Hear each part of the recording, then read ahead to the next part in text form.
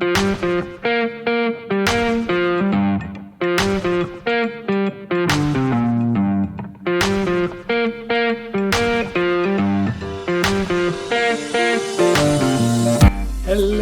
and welcome back to Let's Pod This. My name is Andy Moore. Thank you for being here. Today is August 28th that we are recording this. We are just a few days away from September.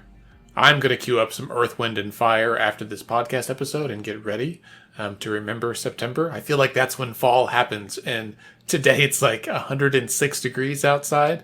I just got back from walking a wheelbarrow all the way to my mother's house a few blocks away, and I felt every degree of that heat. I'm looking forward to September. Today we're going to talk about the elections that happened last week in Oklahoma. It was a runoff election as well as a number of municipal and county races, kind of a big deal. And then we'll talk about the RNC. Last week was the Democratic National Convention. This week has been the Republican side, and we want to be even-handed in our discussion of what's happening at the national level. And then we'll pull back and discuss the backdrop for which all of this is occurring, the ongoing and perhaps escalating racial tensions in America. Joining me today, as always, are two lovely people. Bailey Perkins, hello. Hello, Andy. And Dr. Scott Melson, hello, sir. What's up, dude? What's up? I think we have the same greetings every week. I like the consistency. We are very... Except for that one week that I threw you guys off by trying to rap or something. That was fun in a very different way. You did something weird. What did you do? Well, let's jump in with election results from the August runoff. And maybe we'll start at the top of the ticket, the big kahuna, the race that everyone was watching, both here in Oklahoma and arguably, I think, nationwide. The runoff election for the Republican nominee for Congressional District 5 between Terry Neese and Stephanie Bice. Bailey, as someone who is perhaps a bit closer to this race than Scott and I, what's your 100-foot view? What's your takeaway from how this went down? So it puts an interesting situation of what happens in the runoff. And it also demonstrated that sometimes attack ads and negative reporting in the media can work, right? For the Neese campaign and during the last week or two of the campaign before the runoff, there was reported information about Terry Neese's background of telling her employees and staff to lie about certain things during their work. There was reports of Terry Neese calling herself or referring to herself as doctor, even though she doesn't have a degree at all, like not even a bachelor's degree. What now? Yes. And then Scott, she did you not know about that? No, I didn't. Yes. I did not know that. But In fact, I'm shocked. She has an organization called the Institute for Economic Empowerment of Women. And on that website, in the Meet Our Team section, she has Dr. Terry Neese. So I don't know if somebody has ever granted like an honorary doctorate degree or if that's the case, but there's no recollection of her having a college degree to get that title of doctor. Much less a doctorate. Okay, yeah. And then there were a lot of media reports in different sources of funds from that nonprofit being used to pay her business and then also to pay her as well for majority of the revenue received from that nonprofit. And so I think all of those things within the last couple of weeks were damaging for some of her supporters. And then you saw a lot of many of the mainstream Republican leaders coming out on social media with their support of Senator Bice. And so I think overall it was expected to be a close race between the two of them. And there's been a lot of different ads of who's more conservative and who's the biggest supporter on guns and all kinds of information. And there was even some attacks on Senator Bice. And so I think with all of that information flowing out within the last week or two of the election, that sealed the deal for Senator Bice to be able to win by such a narrow margin. I believe it was less than 3,000 votes that she was able to secure that win for this runoff. And so I think overall everyone expected it to be close, but it elevates which type of candidate does Republicans want to move forward, right? Do they want someone who is overtly aligning with Trump? I mean, Terry Neese had on her signs, protect Trump.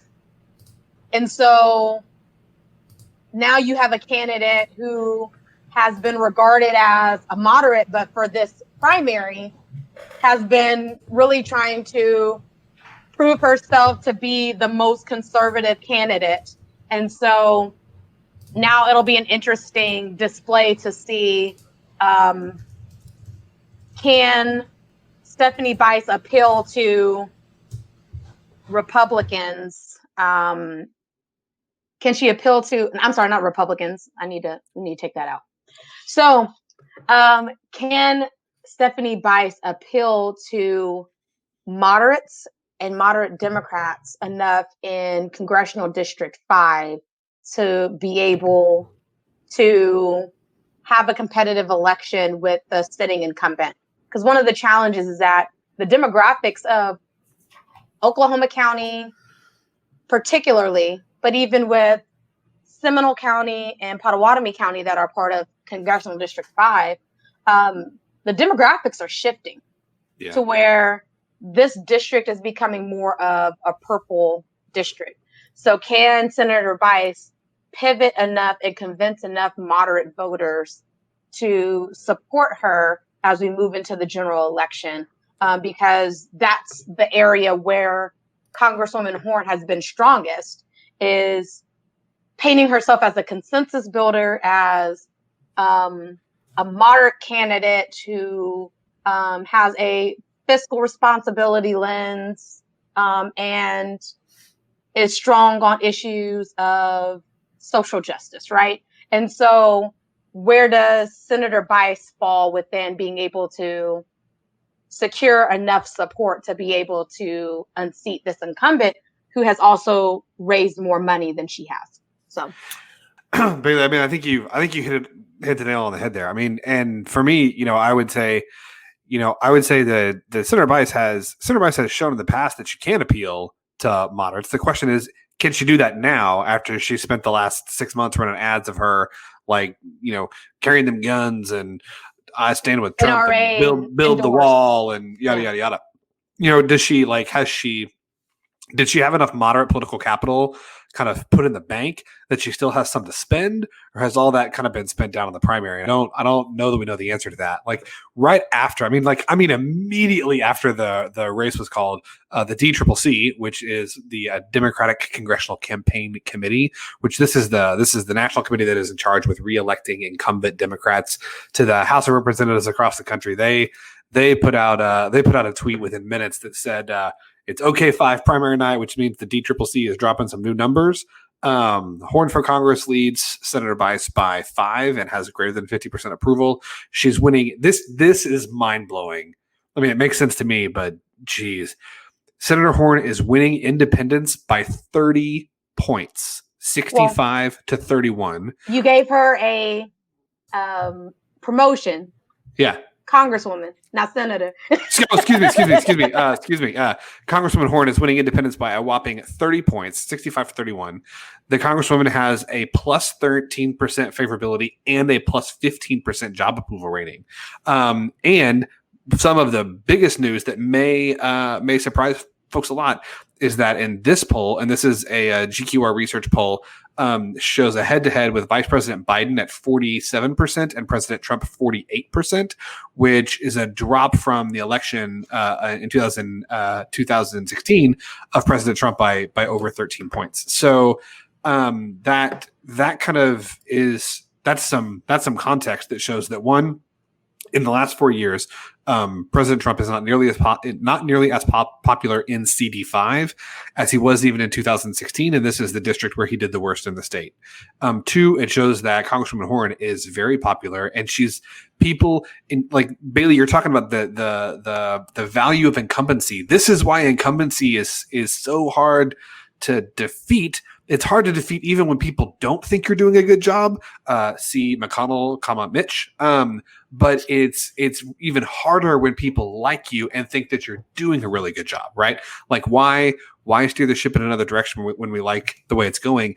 And that critical group, independents, and I think you could probably throw moderates in there with independents as well, although some would argue they're not exactly the same thing. For purposes of this discussion, I think we can say that they're close enough. Congresswoman Horn does really, really well with them, not only in this poll, but we have objective evidence that she does well too. The U.S. Chamber of Commerce, which is hardly a liberal bastion, right? Came out this week saying that Congresswoman Horn is going to be, is likely to be one of 18 freshman Democrats that they're freshman Congresspersons, representatives, one of 18 freshmen that they're going to endorse for reelection. The state chamber about shat themselves when they heard that the National Chamber of Commerce was thinking of endorsing her. But they said, look, she's got a great pro-business voting record. She won an award from them for being one of the most bipartisan legislators in Congress. Yeah. Like, I mean, you can run ads, you can run all the ads featuring Nancy Pelosi and AOC that you want, but Kendra Horn has a lot of money, and she can use that money to throw up an ad coming right back and say, does the U.S. Chamber of Congress, do they think that I'm AOC? Do they think that I'm Pelosi? Would I get this? Would I win this bipartisan award if that's how I voted and that's how I represented my district? No, they wouldn't. So, and the last thing that I'll say that makes this an interesting race is just, and this is the kind of political science pretend data nerd that I am, is it's a really interesting map. It's an interesting map because Senator Bice represents Northwest Oklahoma City and Edmond, kind of the Deer Creek area. And that was really what brought the race home for her on Tuesday. That is not an area. I'm looking back at the results from 2018. And that's an area where Congresswoman Horn she didn't do great up there. She really won the race in the urban core. And so the question I think is going to be I think it's usually way too simple to say that, oh, it's a turnout election, guys. It's a turnout election. I think that's usually an overly simple hot take. But I mean, just looking at the map, it may come down to how much can Senator Bice get her supporters to the polls in the northwestern parts of the city and Edmond, and how much can the Congresswoman get her supporters out in more of the urban core. Well, I think one element that we have to consider is the current climate that exists. And there's a lot of frustration for, everything that's happening from race relations to high unemployment rates to the state of the economy right now. And so there's a lot of people who will vote based on those things in mind. And I think that resonates in favor of Congresswoman Horn, who can speak more freely from some of the things that are hot on people's minds that Senator Bice is going to have to really strategically do some gymnastics in communicating opinions about what's happening in our current climate without contradicting a fiscal responsibility and all lives matter and speak to, the heart of what people are seeing on a day-to-day basis. And the other piece too is that Congresswoman Horn has been hosting town halls every week. She's very visible in the community and in touch with constituents in a very unique way that her predecessor was not, right? And so I think that's another element that's going to give her an advantage beyond just the strength of her campaign fiscally and her advantage of being an incumbent and the resources that come with that, but just the fact of she's been so present and available. Because there was even a commercial that Congresswoman Horn ran with the mayor of Jones, Oklahoma, and he's a Republican, saying that he supports Congresswoman Horn because when there was an issue of a bridge that was potentially going to collapse and things happening with infrastructure in his area, Congresswoman Horn came through with the Army Corps of Engineers and were able to restore, repair that. And so there's a lot of those kinds of stories that Senator Bice is going to have to figure out how to counter. Yeah, I think I want to address a couple of things that you both brought up. One, Scott brought up a turnout election. I think that's the case. And I try to hit hard with the numbers whenever I can. I want to remind listeners that even in this election, this runoff between Senator Bice and Terry Neese, right, there was only 52,000 votes cast. Now, that's just Republicans. They're allowed to vote. But still, in a congressional district, right, like each congressional district in Oklahoma represents about 700,000 people. Now, a bunch of those are children, other folks who may not be eligible to vote for whatever reason.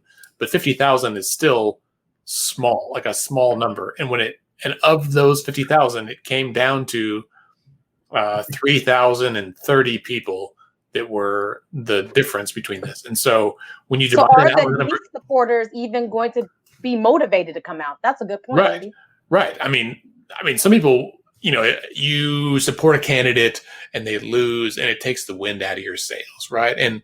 And I'm willing to bet that there are some Neese supporters that were so fervent behind her that feel like that a vote for Bice is no different than a vote for Horn, and they may just not vote. I think that's possible. I don't know that that's likely. And I think another factor in turnout models that we need to think about, particularly in Oklahoma, is straight ticket voting, right? Where there's a lot of folks who, and I think this will happen on the presidential side as well, voters who say, I don't like Biden for sure. I can't stomach Trump. I'll just vote straight ticket. That way they, in their mind, right? This is how we all rationalize things. We say, well, I didn't actually check the box for him. And so I'm absolved of some of the guilt if he wins. I don't want him to win, but I want Republicans. And so I'll just check that box. And so I think I'm curious. The therapist, the psychologist in me, wants to know, what is the process of voters' minds as they color in which box on their ballot. And so I think we'll see. But from just a political perspective, I think we've all would probably agree that of all the candidates in the race, Stephanie Bice is the most similar to Kendra Horn, and therefore would be the most challenging opponent. And this is from before she ever announced. As soon as Congresswoman Horn won, the conversation started about who's going to run against her, and Stephanie Bice was on the lips of everybody I know, right? In fact, I'm pretty sure that the RNC asked her to run, and she initially said no, and later had a change of heart. But I think I want to say that in February of 2019, within just a couple of months of the election, was the first time the RNC had asked Senator Bice, hey, we throw some cash your way. You into it? Right. Well, and from what I've heard, they ask several people like her, right? Moderate by Oklahoma standards. Moderate. She was on the list. Senator Pugh was on the list. Adam Pugh got asked. There's a couple others. Yeah.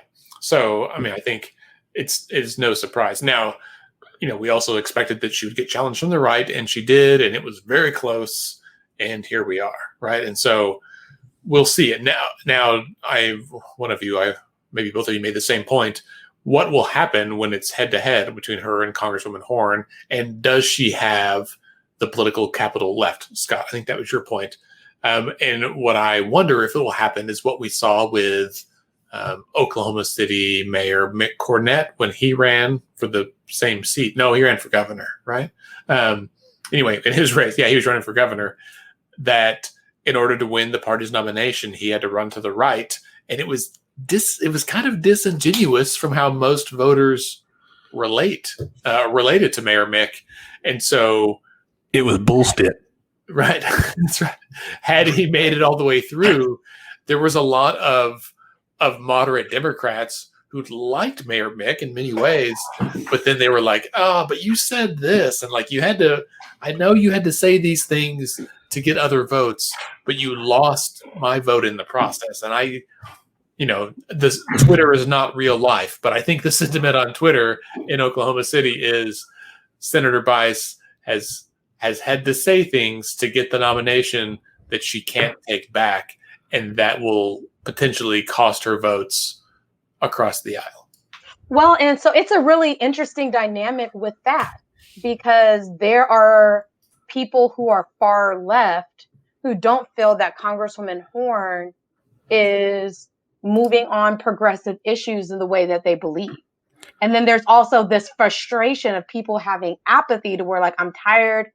I ain't going to vote on, the November election. And so I think both of those factors of what Senator Bice will be facing with the dynamics of what's happening and with the incumbent Congresswoman Horn will be facing is what's going to make this a close race. So it's certainly going to not be a blowout by any means just because there's an incumbent. So it's really going to depend on the dynamics that Scott described and who shows up. Right. Well, and I think that's the case, right? Like, I think the weird thing that we're trying to gauge, I know it's not weird. The thing we're trying to gauge is, will people farther to the extremes on both parties still endorse their party's candidate, right? Like, will the far left still vote for Congresswoman Horn, and will the far right still vote for Stephanie Bice?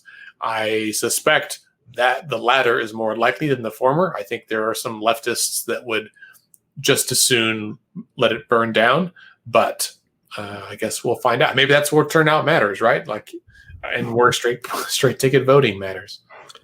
Yeah, it's gonna be an interesting race for sure. It's one of those that usually when you've got an incumbent that's, I think anytime you have an incumbent, they have a significant advantage, provided that they haven't had an affair with the pool boy or pool girl or pool person or whatever, provided that there's not like some sort of major moral or ethical scandal, and provided that depending on the national environment, there's just a lot of things that can matter, but incumbency generally is a huge advantage. And I think in this district, as a Democrat, what that means for Congresswoman Horn is that she has a chance to hold on to the seat, right? Like, it doesn't mean, right, like you said, like Bailey said, that does not mean that this is by no means is this her race to lose. I don't think, I'm not a modeler or a data analyst, so I'm not gonna say I got any inside info, but I would be surprised, if she won this race, if the Congresswoman won this race by, a full 3 or 4 percentage points, I feel like that would be that'd be huge. Yeah.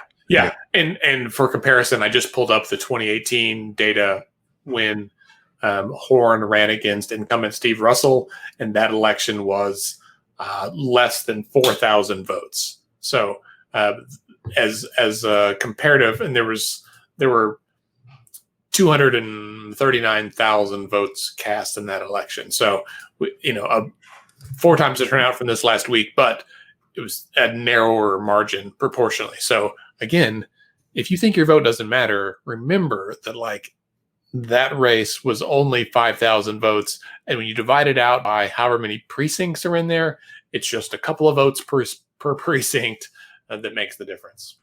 Well, and with the context of the 2018 race for CD5, you had an incumbent that pissed off enough Republicans to draw them to support Horn, but also Horn had a unifying message that brought in and made Republicans comfortable in supporting her. So she had the right campaign, the right organizing experience to then unseat this incumbent. So that's another challenge that's going to happen in this 2020 race is now you have two people who are painting themselves in a similar picture of being the moderate voice. And so it's going to come down to who are people going to resonate with? Are they going to resonate with what Congresswoman Horn has accomplished over, the past year and a half, almost 2 years? Or is it going to be based on their experience with Senator Bice as a state lawmaker? So we'll see how it goes. No, Andy, you just made the point of like how important, it is that people show up and vote and that like your vote can make a difference. If you actually do the math, you know how many votes per precinct it was that the Congresswoman won with in 18? Did you say that and I missed it? I referenced it. I didn't say the exact number, so I didn't know it. So the Congresswoman won with an average of 14 votes per precinct. Yeah. Senator Bice won this runoff with an average of 13 votes per precinct. Ooh. Dun, dun, dun. It matters. It matters. Well, and the other thing that will affect this race is that there's going to be lots of outside money. And I say outside by meaning like national organizations money that are involved. It's already started happening. I saw some commercials on YouTube today that were against Kendra Horn. They weren't for Stephanie Bice. Of course, they were just trying to drag one side down because there will be independent third-party players at work. And that's a good segue for us to talk about the Republican National Convention. But before we move on to talk about the RNC, there were some other, perhaps even more local races in Oklahoma this week that had historic implications, right? The Oklahoma County Sheriff, for one, the nominees from both parties are black men, which has never happened before, which means Oklahoma County is going to have a black male sheriff for the first time. How important is that right now at this point in history? So it's definitely a really important opportunity for a black person to hold that position of power, but it also comes with a lot of pressure and responsibility in this climate. There's a lot of distrust for law enforcement as a whole, especially by Black folks because of the amount of police shootings that we've seen, especially over the past couple of years. And so there's going to be a lot of responsibility for whoever is elected as Oklahoma County Sheriff to change the culture of how we do things. And I think people want that shift in culture. PD Taylor's campaign focused a lot on, well, I'm going to keep locking up the bad guys. And I don't think that's where Oklahoma County is. Oklahoma County wants someone who's going to help unify the county, to help bring programs and services to help people restore. So there's a lot of challenges that we're experiencing right now that are impacting the mental health of so many Oklahomans. And the last thing we need to do is lock them up, jail them up, right? We need a sheriff who's going to have a different tune.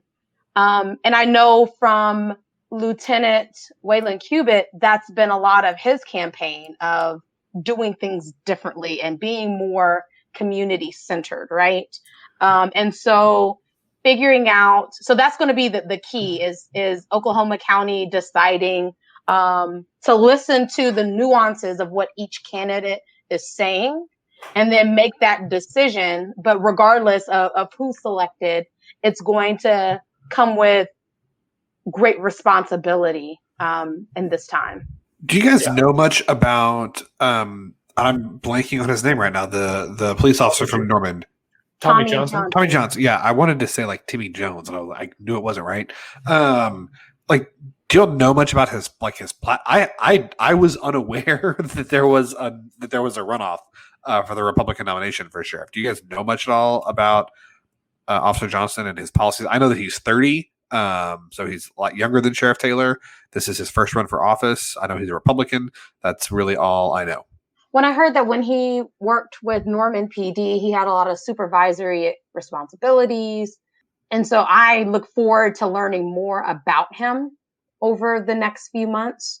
Because to your point, it's going to now take more people outside of the Republican primary to learn who is he and what is he about. So that way people can make an informed decision. I don't know if the vote was for Tommie or if it was against PD Taylor. And so that's something that his team is going to have to assess, is making sure that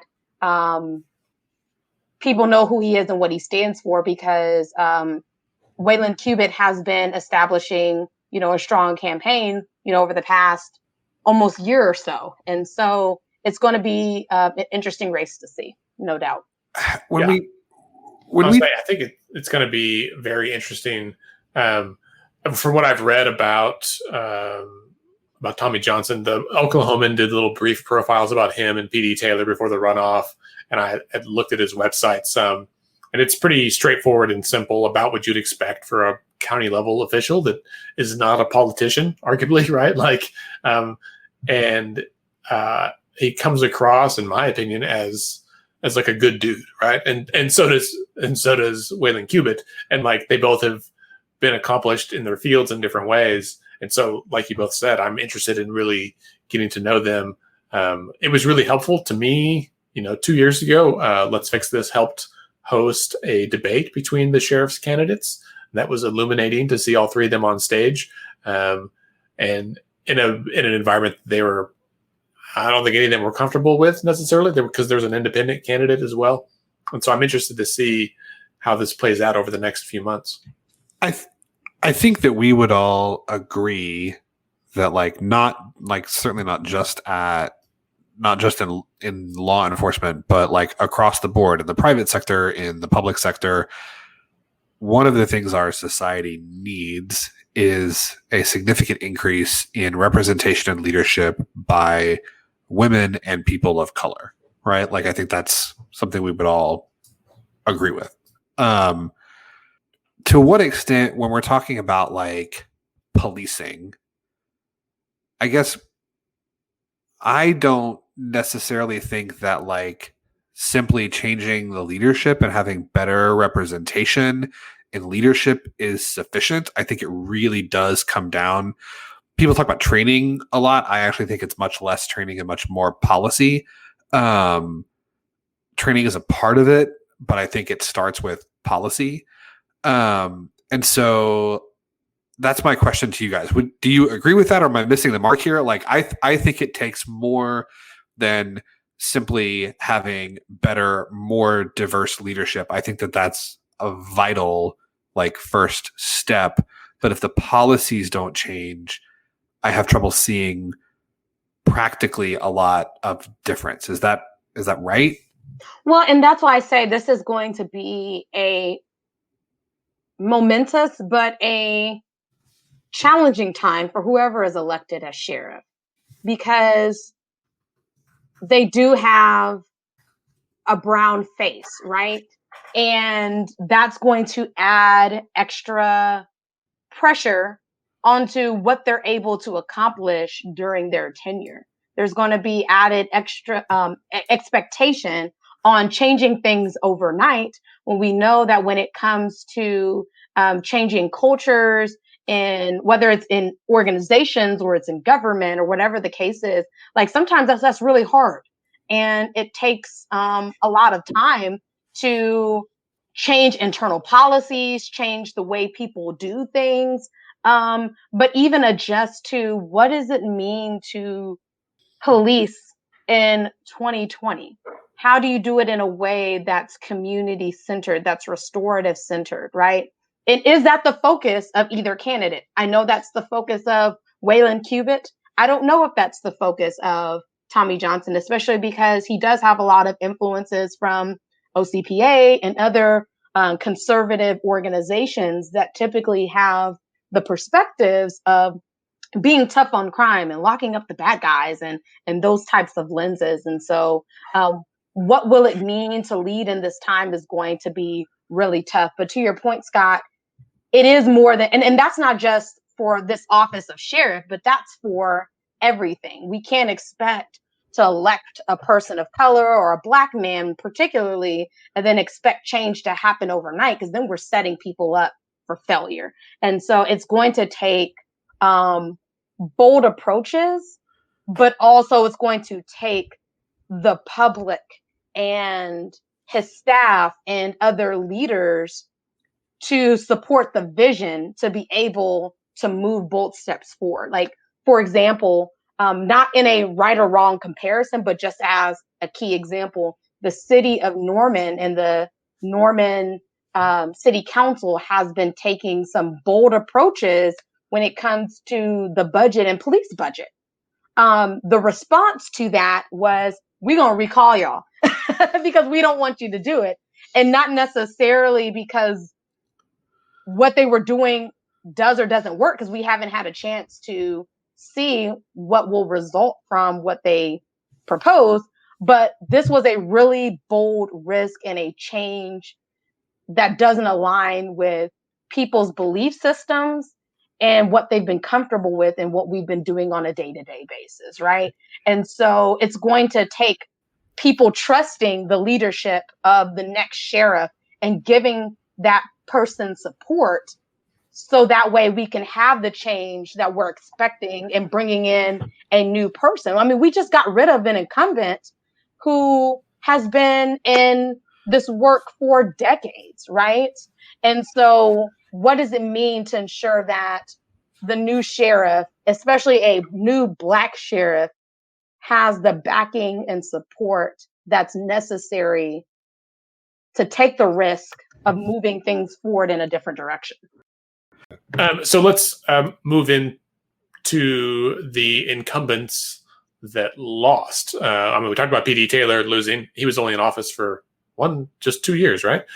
But at the state level, we had 3 Oklahoma legislative members who lost in their primary runoff. Boggs, Paul Scott, and Ron Sharp, right? And so it's always interesting to me watching social media with folks that are kind of in the hashtag OKLedge world, right? And their sentiment about these individuals. I think we talked about Paul Scott's race a few weeks ago, prior to the June election, because it was a Republican runoff, but he was sending mailers about a Democratic campaign organization, like a consulting firm, Skyfire Media, that works with a bunch of Democratic candidates. And apparently someone from that company was sorority sisters with his opponent.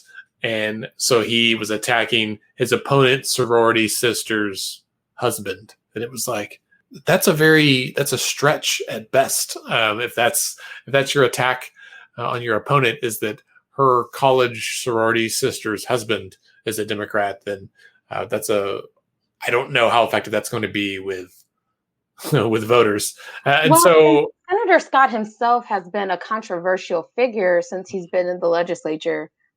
He was the member who played pranks on some of the women legislators in the Senate. So the fiasco of moving the chair thing, it was rumored that it was him. Oh, yeah, because he did that to Senator Hicks, right? Yeah.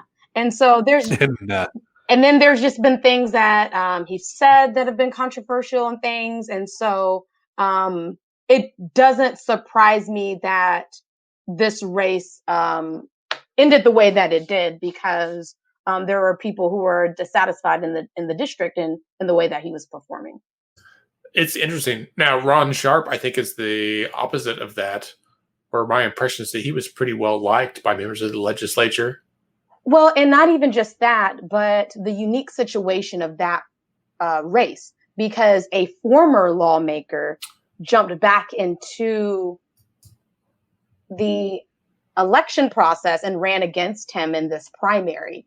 And so Shane Jett was a former lawmaker he was in the legislature before term limits were put in place, and he didn't reach, his full 12 years. So he still had eligibility to come back and run into the legislature. However, Ron Sharp was a lawmaker who did face controversy with the school choice community. So he was a very vocal critic of Epic charter schools and held them accountable, and many of the different financial elements of how they're spending their money and whether that's aligning with the outcomes that they're promoting. And so there were a lot of headlines about him taking on Epic, and then Epic trying to sue him, and then other situations, because he was a former superintendent. And so that was his lens when it comes to public education. And so that race was notably close, and not surprising to be as close as it was, because of a former lawmaker who is regarded by folks in his community running against an incumbent senator. Yeah, that's but it's still interesting. I just in the storied history of education and public ed in Oklahoma over the last few years, it's interesting when a former public school superintendent who had been a champion of public ed and had been, as you said, an outspoken opponent of at least one charter school, loses. I think over the last couple of years, the public ed community has kind of grown in influence, or at least they did after the walkout, right? And maybe it's waned a bit since then for Senator Sharp to lose. So, I want to bring up one other piece that's really interesting. Mm-hmm. Keith Gaddy, he's a professor at the University of Oklahoma and is a strong expert in the political science spaces. He tweeted on Election Day that normally incumbent state senators who get caught in runoffs lose about 2/3 of the time. Yeah. It's very unique that all three of Oklahoma state senators who were in the runoff were defeated. Yeah, it is interesting. And, on that note, I know on Twitter that this week has been rough for Okie polls, whoever that is. I don't know who they are, but they reportedly do some kind of modeling, and they cut a lot of flack the other day based on their models before the election, but they still went ahead and released their models for November and what it looks like. And what their models show as being a few toss-up seats, or seats that are potentially in play, correspond with rumors I've heard elsewhere. And it's no surprise. It's other districts in the metro areas, right? So it's like Senator Treat's district, Senator Rader's district, others like that are, in Oklahoma City, like everything is a suburb. It's in Oklahoma City, so it's not really a suburban seat, but it's the same kind of residential dominated district, but it's like the next level out, right? And so if you look at the Senate districts in Oklahoma City, let's say you start with Senate District 40, that's Kerry Hicks's district. Then District 30 is kind of wraps around it on the west and north. And then District 47, which is Treat's district, wraps around that on the west and north. And then Stephanie Bice's district wraps around that on the west and north. And so you have like this nesting of districts starting in the middle and kind of going out. And the innermost are probably the most blue, and it started to spread out. And so I haven't looked at Tulsa to see if it's kind of the same situation, but my hunch is it is. And so it could be an interesting November election. Agreed. One thing that we've talked about some, Andy, is, when people, not politicians, filed their redistricting petition the first time, the response from some members of the legislative leadership I don't think it's surprising to anyone that the legislative leadership was like, no, we want to continue to be in charge of redistricting. That's part of our power. Don't take that away. We want to keep it. Like, that's not shocking. I was a little bit surprised at the degree of like Senator Treat's statement in particular when the petition was first filed was just like, whoa, dude, like that's take a chill pill, man. Like calm down a little bit. And I think what you're talking about is illustrative of why, right? Redistricting happens next year. They can see that some of these districts are becoming a lot more competitive, and they don't like that. And they want to draw them in such a way that they'll continue not to be competitive. Right. That change, there is some writing on the wall in terms of what I think Oklahoma looks like, our urban politics versus our more rural politics, and that's starting to extend to the suburbs. And so there we go. Yeah, no, I mean, I think if you're in a district that is changing away from you, then you want to redraw it to keep you in it, right? Like you want to let's rebalance this so I can keep my seat. And I'll be honest, I've been going back reading through old articles in the Oklahoman about previous years of redistricting and lawsuits and all of that, and it's bananas, right? Like the Senate's instructions, their public slide deck that they used in 2011, it just says like our goals are to draw maps that are fair. They don't change much. They want to respect history and they want to protect incumbents. And it's like, that's it. Like, and it's, I get it, right? Like I get wanting to protect your seats. But it's not about you. It's not all about you. It is about the tens of thousands of people you represent and ensuring that they have accurate representation.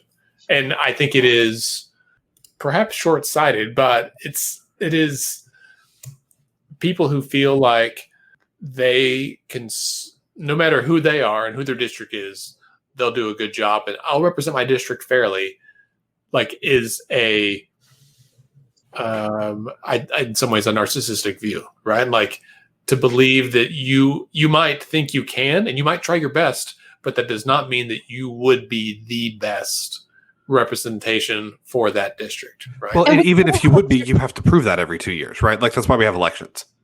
It's not automatic.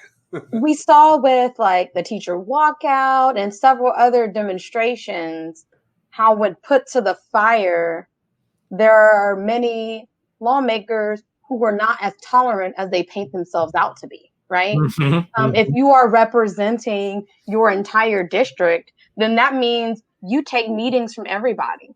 You don't exclude anybody because of their religious beliefs, or you don't exclude anybody because, of whatever position they have on an issue. The best lawmakers are ones who may be able to say, I disagree with your position, but at the very minimum are willing to open their door and hear perspectives of all of their constituents. And so when it's time to be tested on whether or not you can be representative of your entire district, there are some lawmakers that aren't able to do that because they put their belief system in front of their ability to hear other worldviews beyond their own. Right. It is funny, especially based on how many times the phrase cancel culture came up at the RNC, to be like, this isn't a new thing, right? Like, it's not just one side that doesn't want to talk to the other. Like, this has been around for a long time. And also, it was weird to hear that many people use this buzzword that I've never used myself and I have a loose understanding of. I just felt like it came up a lot. Yeah, the RNC was interesting, and this is, this dovetails with a little bit from my perspective what we were talking about earlier in terms of is diversity in representation and leadership sufficient, or does that have to be paired with actual policy change? Because one of the things that you saw at the RNC this week, I think, was a pretty concerted effort to try and show, hey, our party is more than just white people, particularly old ones. Like, they had Governor Nikki Haley in a prime speaking slot. They had Senator Tim Scott in a prime speaking slot. They had a gentleman from Democrat a gentleman from Georgia whose name escapes me, who's a black Democrat who's supporting President Trump. There were several. Maybe not several. There were many more speakers of color and many more women than there have been, I think, at RNCs in the past. And I think that they were trying to show, like we're not a monolith. But then in terms of policy, one, there really wasn't much policy substance, in my opinion, which, to be super frank, there wasn't a ton of policy substance at the DNC either. But it was like, see, you don't have to be afraid of us because we're not just white people. But there also wasn't a unifying message of this is what we believe, but totally. It was more so this is what we're going to fight against. Yeah, 100%. This is what's happening in the country, and they're trying to stop, President Trump and his vision to do X, Y, Z. It wasn't a way of bringing people together in what we saw from the pictures painted at the DNC of how we unify the country. Totally agree. To the extent that there was a unifying message, it was this country that we're in charge of that is struggling in so many places is in danger of struggling unless you elect us, the people who are in charge of it, to fix it. That's right.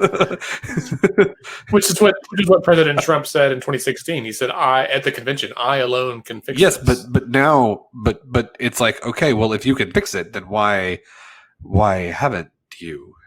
Right? Like, right? Yeah, they tried to make some excuses, but if your leadership is required, if your leadership is required to fix it, then why is it a shitstorm? Right? Like on your watch.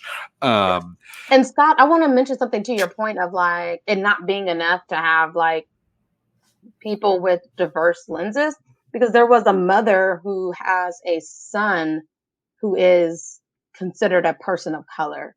And she made a statement that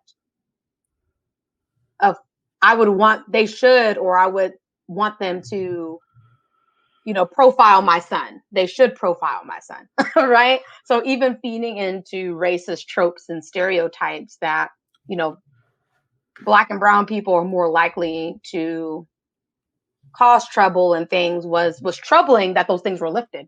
And even inviting the couple who pointed guns out at the protesters as a keynote speaker didn't scream unity, right? It felt very confusing, especially if you wanted to say, look at all these people of color that we have involved with, supporting Trump and involved with conservative values, but then you bring these other people who kind of counter that lens. And so just a lot of disconnect for me from the RNC message.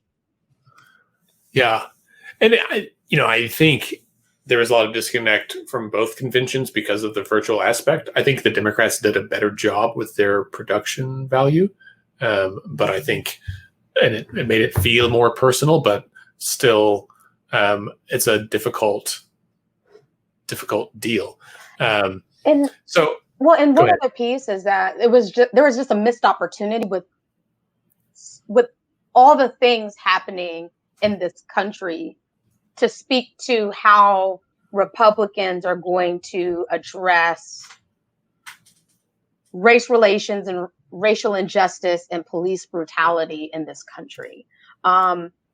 We saw a couple of additional instances of Black men being shot by police officers, and another video of a 17-year-old who was aiming to be a police officer someday and was even reported of getting water from police officers, before the shooting occurred. And this young man shot 2 protesters because he was carrying this automatic rifle as a way to stop the protesters from looting businesses and being unruly, right? And so there was a definite missed opportunity for Republicans to speak in where they're going to fall in unifying the country and being able to speak to the challenges experienced by law enforcement, but the lived realities that people of color are facing and the fear that Black people are experiencing right now. And so I know that that's something that may hurt Republican candidates in their season for not being able to speak to what are we going to do in these real moments. Yeah. This year, just when I think that we've turned a corner on something and that things are going to, I don't know, maybe get better in some way, 2020 finds a way to like just keep that wound open a little bit longer. And in some cases, I think that's, especially when it comes to race relations, it's probably what needs to happen, right? Like the debriding of the wound has to be complete. And if you stop too soon, you don't do enough, that infection festers longer. One thing we have not mentioned yet that is important, I think, to put out there. Most people probably know that the as part of the ongoing. Let me also for sure say that of all the sports leagues, of all the sports ball players, I think that the job that the NBA has tried to do to show their support for Black Lives Matter and use their platform as a way to try and push for more justice has been fantastic, and I love to see it, and it's awesome. They took, in response to the shootings in Kenosha this week, they took the step of boycotting their games on Wednesday and Thursday and said, like, basically we're not coming back to play until we get a firmer commitment from ownership and league leadership about like exactly kind of what we're going to do to continue to advocate for this moving forward.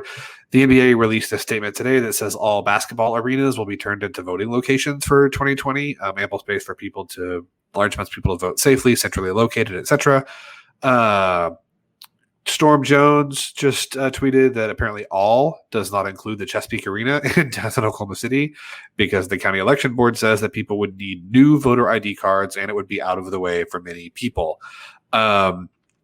We have talked to election board officials on the show before. I don't know if they're willing to come back, but I would really like to know, one, if people can get there for basketball games on Wednesday nights at like 6 o'clock, I don't see why they can't get there by 7 o'clock to vote. Number one, if it's not out of the way for basketball games, why is it out of the way to vote? Number one. Number two, why do they need voter ID cards that shows their precinct?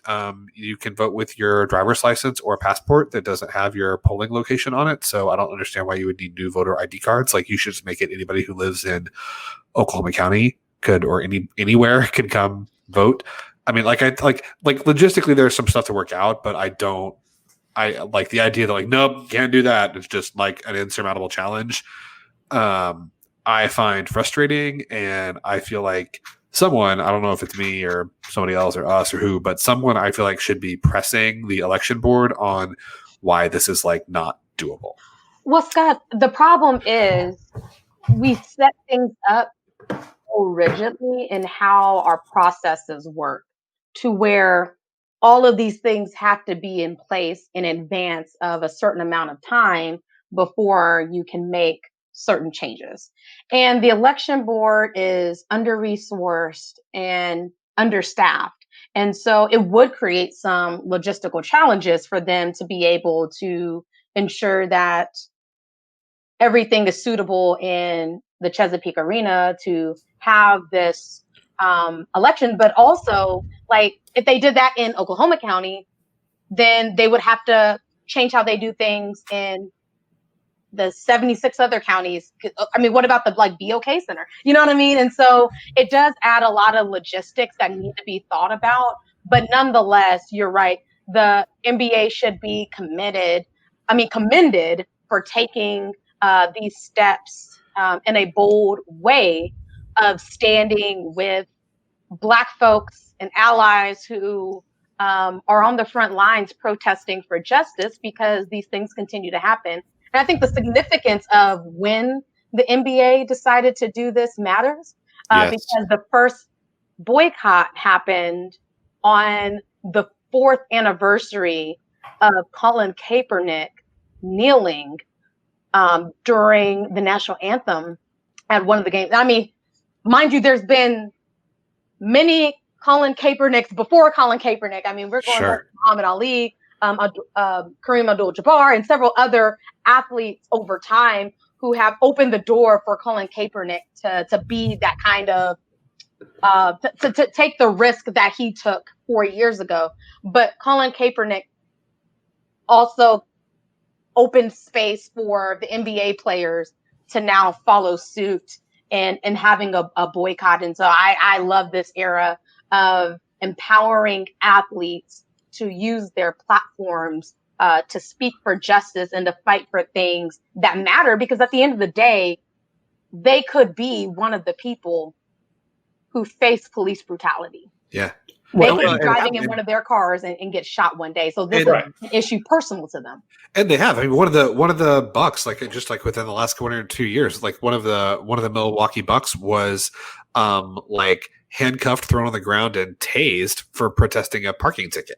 Right? Like, he's an NBA player. Later, the city offered to pay him $400,000. Let's talk about it. And he said, that's just a week's work for me, so no. And so I'll not take your settlement and kindly tell you where you can go. And Billy, I see your point about, like, I mean, I know they have processes and there's like administrative rules and there's, but I mean, like, one, we're in a state of emergency, right? The governor has extended the state of emergency. So like the new, like, emergency rules voting guidelines are still in place. In terms of the cost, like, why, I mean, like, I bet the Thunder could pay for it, right? Like, the Thunder could pay for the logistics. Like, you could find people, I see your point, you know, and like, then you have to, what do you do with all the other counties? Like, I feel like there's got to be a way that we can do things to, like, enfranchise the most people and not disenfranchise the most people. And like, it seems like whenever we make a choice to go down one path, we always choose the path that makes it harder. Why can't we choose a path that makes it easier, particularly for the people for whom it's most difficult in the first place? Right.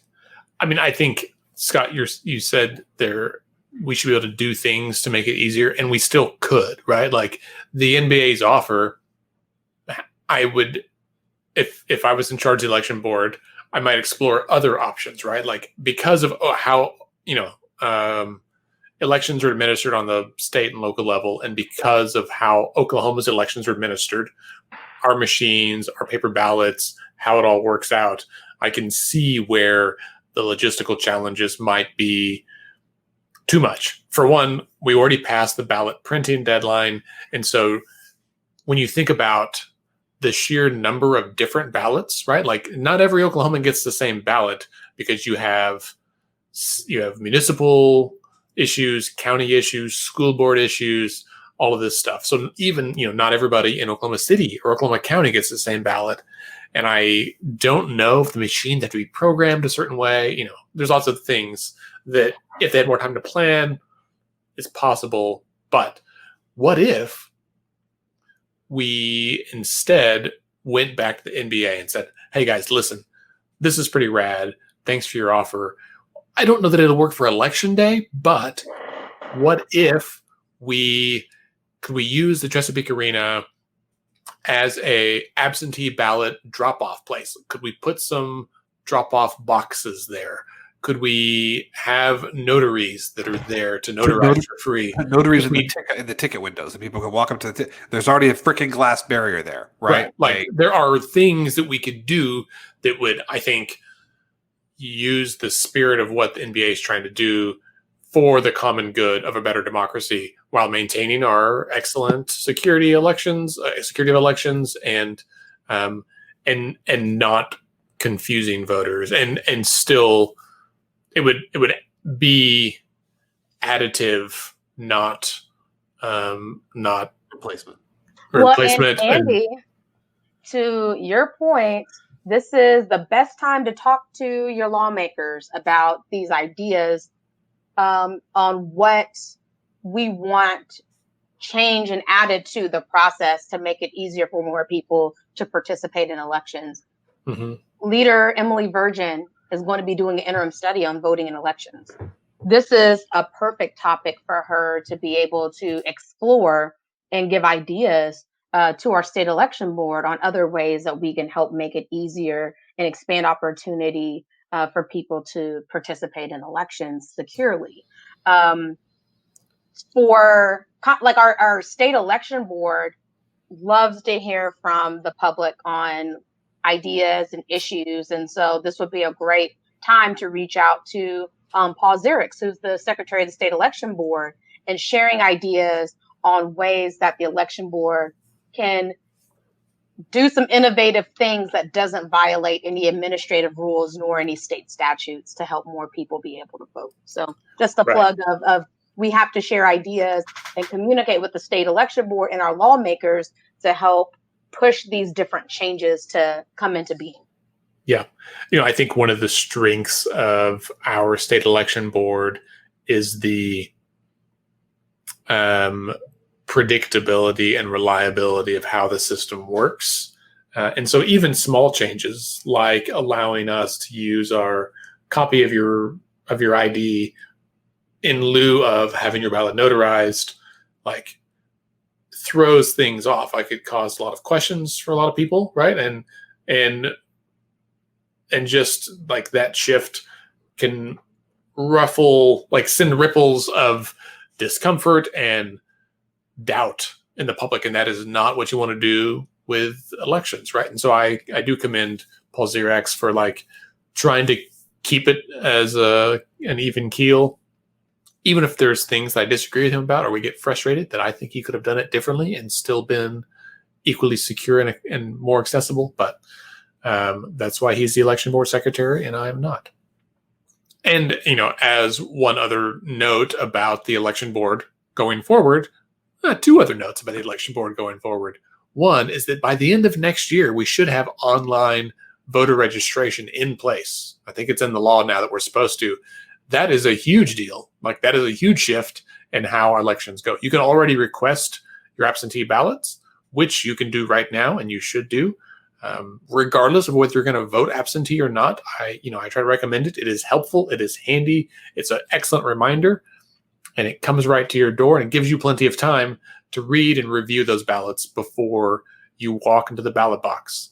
And who knows what'll happen with COVID between now and November 3rd? You may get that ballot and decide that you really do want to vote absentee, in which case you would have it already. So you can go to ok.gov/elections and sign in to the online voter tool. I'm sure all of our listeners are very familiar with that. If you haven't been already, you should go check it out. You can see when they've mailed your ballot. You can see when they've received it and when it's been counted. It's a little bit of a tracking system in there. It's very nice. It is arguably as easy to use as it could be, as one might expect. As far as our state government websites go, it's not terrible. So do that. We recommend it. If you have questions about what's on your ballot, we'll be talking about things between now and the end of the year. There are 2 state questions on the ballot, 805 and 814. We will certainly have episodes about each of those between now and November, which is, just a little over 2 months away. That's crazy. All right, on that crazy note, that brings us to the end of this episode. Thank you for listening. Please give us a little rating and tell your friends about our podcast, especially this time of year. Good, reliable, nonpartisan, information about elections is a hot commodity, and we hope to provide that to you, our listeners. You can connect with us on Twitter and Instagram. If you have any questions, and Facebook, we are at Let's Fix This OK. Feel free to shoot them over. And if you've got ideas for episodes you want to have in the future, we'd love to hear them. We'll see if we can make it happen. Scott is at SC Melson. Bailey is at Bailey M. Perkins. And I, Andy, am at Andy OKC. You can also like our Facebook page, which I already mentioned. Go to the website, letsfixthisok.org. Sign up for the newsletter, read the blog. Maybe give us a donation, which is also a super cool thing to do. Our podcast is edited and produced by Scott, Bailey, and me, and Let's Pod This is a member of the Mostly Harmless Media Network based in Oklahoma City. Our theme music is a song called Rhino Funk by artist So Down. Let's Fix This is a nonpartisan, nonprofit organization. We strive to educate and equip all Oklahomans to engage with your government in meaningful ways. We encourage you to get out and be involved in any way that you can. And remember, decisions are made by those who show up. Have a great week, everybody.